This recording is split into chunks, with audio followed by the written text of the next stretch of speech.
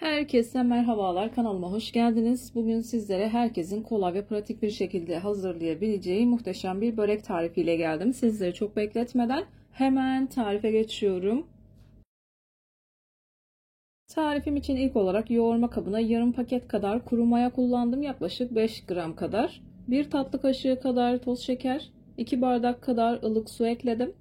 Çırpıcı yardımıyla malzemelerimi şöyle bir karıştırdıktan sonra göz kararı olacak şekilde yaklaşık 2 bardak kadar un ekliyorum.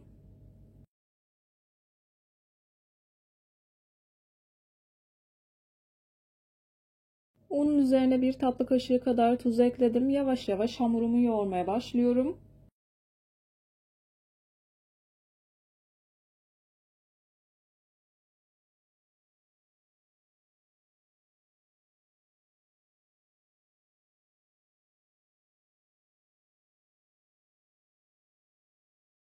Unu azar azar kontrollü bir şekilde eklemeye özen gösterin. İlerleyen dakikalarda ne kadar un kullandığımı sizlerle paylaşacağım. Hamurumuzun yumuşak fakat ele yapışmayan kıvamda bir hamur olması gerekiyor.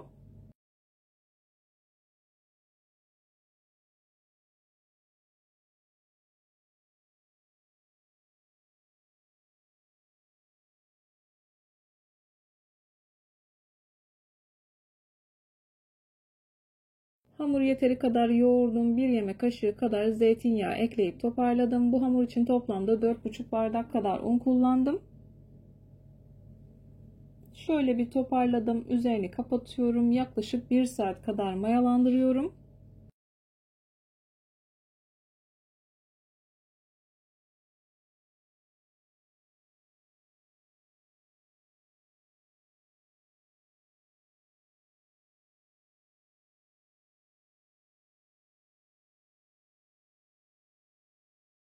Hamuru 1 saat kadar mayalandırdım. Şöyle bir havasını aldıktan sonra toparlıyorum. Toparladıktan sonra hamur kartı ile 12 parçaya bölüp bezelerimi hazırlıyorum.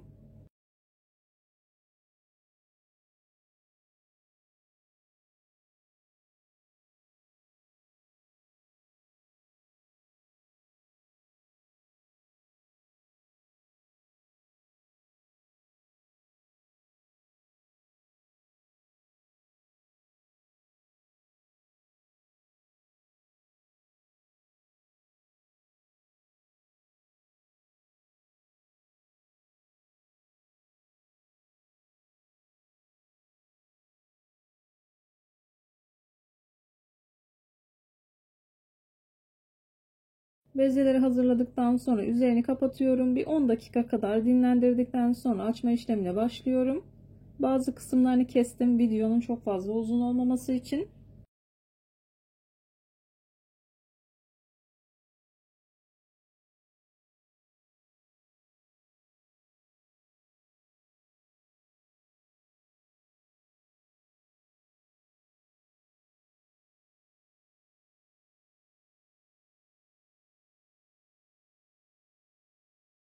Bezelerimi 10 dakika kadar dinlendirdim.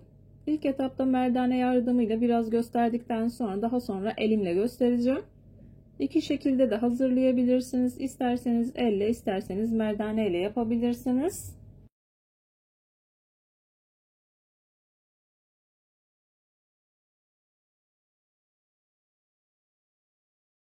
Servis tabağı büyüklüğünde açmanız yeterli olacaktır. Kenara alıyorum. Bir sofra bezinin üzerine serebilirsiniz. 2-3 tane daha hazırlıyorum. Hamur biraz yumuşak, o yüzden merdaneye yapışabiliyor. Dediğim gibi çok fazla açmanıza gerek yok. İlerleyen dakikalarda elimle de yaptığım kısmını sizlerle paylaşacağım. Dilediğiniz gibi hazırlayabilirsiniz. 3-4 tane hazırladım. Bu şekilde tepsiye büyüterek yerleştiriyorum. Üzerine biraz sıvı yağ, yağlı lor peyniri kullanıyorum.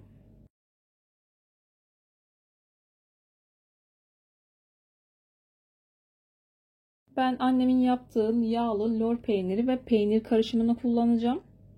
Eğer lezzetli bir şey olsun isterseniz mutlaka yağlı bir peynir kullanın. Hamuru elimle bu şekilde büyütüyorum. Göz kararı olacak şekilde yaklaşık 1 yemek kaşığı kadar sıvı yağ döküyorum. Fırça yardımıyla bu şekilde sürebilirsiniz veya elinizle direkt sürebilirsiniz. Peynirini koydum. Hamuru bu şekilde yağlıyorum. Daha sonra yerleştiriyorum. Hangi şekilde kolay geliyorsa o şekilde yapabilirsiniz. Hamur mayalı olduğu için 3-4 tane hazırlayın. Daha sonra tepsiye aldıktan sonra tekrardan hazırlama yapabilirsiniz.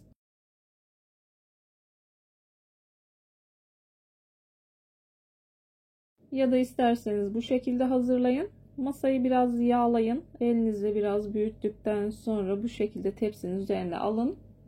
Yavaş yavaş mayalı bir hamur olduğu için kendiliğinden açılıyor. Yavaş hareketlerle yapıyorum. Bu kısmı çok hızlandırmadım. Mayalı olduğu için eğer ani bir hareket yaparsanız yırtılma yapabiliyor.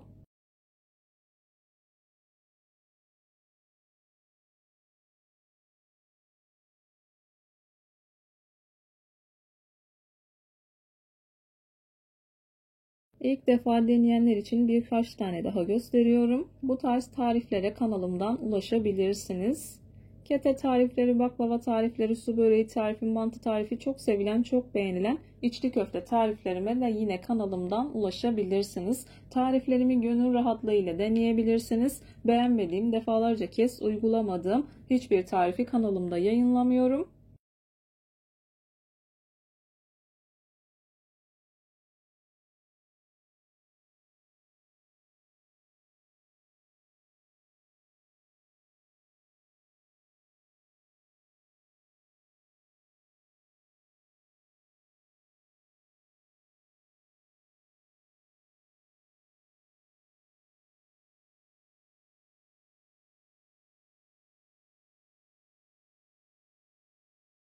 Son katını da bu şekilde yerleştiriyorum. Masayı çok az yağladım. Bezeyi aldım, elimle biraz büyüttüm. Daha sonra tepsinin ortasına koyuyorum. Kenarlardan çekiştirerek büyütüyorum.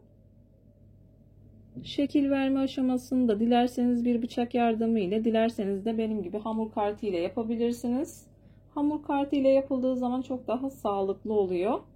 Çünkü hamur oldukça yumuşak, toparlanabiliyor bıçakla. Üzerine biraz sıvı yağ sürüyorum. Daha sonra hamur kartı ile videoda görüldüğü gibi kesiyorum.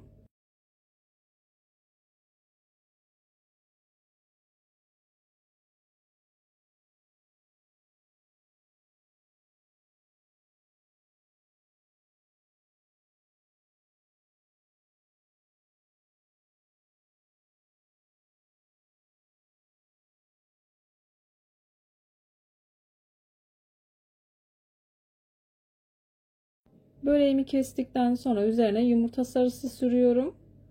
10 dakika kadar tepsi mayası yapmanız yeterli olacaktır. Önceden ısıtılmış 170 derecelik fırında altı üstü güzelce kızarıncaya kadar böreğimi pişiriyorum.